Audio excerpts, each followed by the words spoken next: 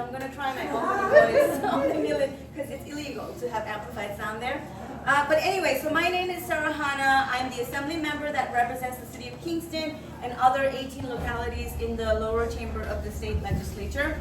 And just, what Michelle said, local elections are actually really, really important. They have always been, but they are becoming more important because what we have seen with good cause eviction and with rent stabilization, you do need a partnership amongst different levels of government to get what we want to get done. And we are also seeing that as we respond to the federal administration's agenda of basically kidnapping and deporting whoever they want. And we need our localities to stand up and say, actually, we're not going to take orders from you. And that's the reason why at the state level we're trying to pass the bill that Jenna mentioned, which is New York for All, which would prohibit localities to coordinate with ICE or to do their bidding or to do their work and so on. So I got into office in 2023 because basically lots of organizers that are working on the outside, that's really the force that can make things happen. But when we only have enemies on the inside, you really hit a roadblock and it gets very frustrating. So, I decided to become from an organizer to a candidate to really run as a movement candidate, right? To bring the movement's voice into the Capitol.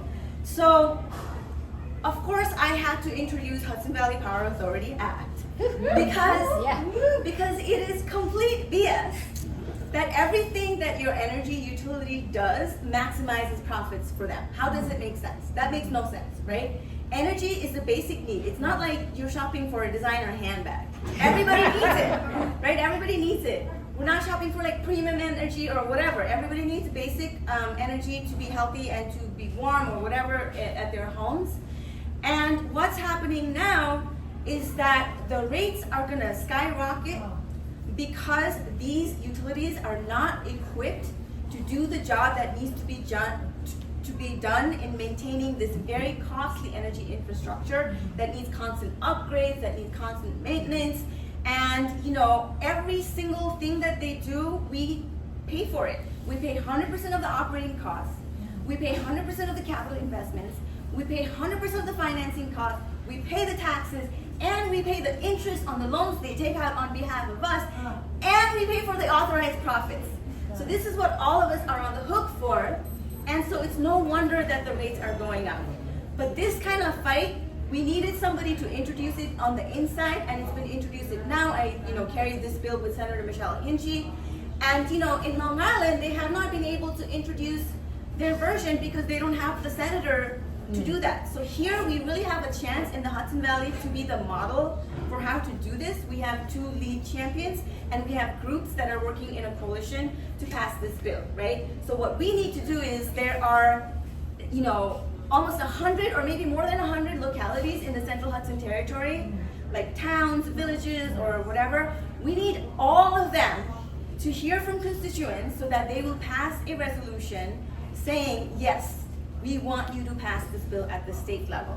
We want that to be really the bottom-up pressure on their state legislators, because there are many Republican state legislators in this territory, Central Hudson Service Territory, to hear from their local governments and their constituents to be like, okay, this is the solution for going forward. Because the other thing about the energy fight, whether it should be public or private, is that it has always been a bipartisan fight. And in fact, in the beginning, it was the conservatives that led this fight and not the other way around. So we do believe that we can make a very common sense case for why this is good for all of our constituents and why this is going to keep rates low for us, and also why it's going to get us to where we need to be in terms of modernizing the grid, in terms of making sure new energy can come online, and also making sure that the workers are taken care of as well. So the political climate that we are working in right now is very bizarre. I would say, our main obstacle is the fact that everybody has been conditioned to think that the enemies are amongst us, right? It's within the working class. It's the immigrants, or it's that other town. It's New York City, whatever it is. But I find more and more through my experience, that condition is really sort of the shackle that we have to break out of, because it's being used to distract us from who the main enemy is, which is really just a few people with lots of power and lots of money and lots of history have setting up a system where money can cross borders much more than people can cross borders, right? And now all of that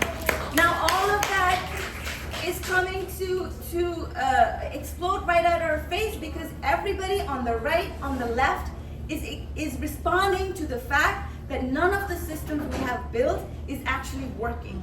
And what happens when we don't present the correct path is that the right is going to choose their path. We're seeing that chaos right now, all these sporadic tariffs, all these deportations and so on, and people have not realized that actually we have gone so deep into a globalized system of commerce where everything is made affordable with cheap labor elsewhere, that if you do this shock value to the system, your iPhone, it probably is going to cost $30,000 and nobody's going to be happy. So we have this massive moment right now where we really have not only the urgency, but the opportunity to get to why we are where we are to begin with, because I will tell you, it did not start with Trump. Right? At the very least, it started with Ronald Reagan, who said, let's make colleges more expensive because we don't want these kids getting all these ideas for free, right? So we really need to reclaim the power back, and the thing that we have to, organize on with our neighbors, with our, people that we don't get along with, is to really unlearn that habit of finding the enemies amongst ourselves and to really aim, our power at who is actually keeping us suppressed. All that to say, being a state legislator is very exciting in this moment, because it means when I speak, my colleagues have to listen to me. It means that I can go online and say the governor is absolutely messing up on this one thing and many other things. So it is a very satisfying role to have.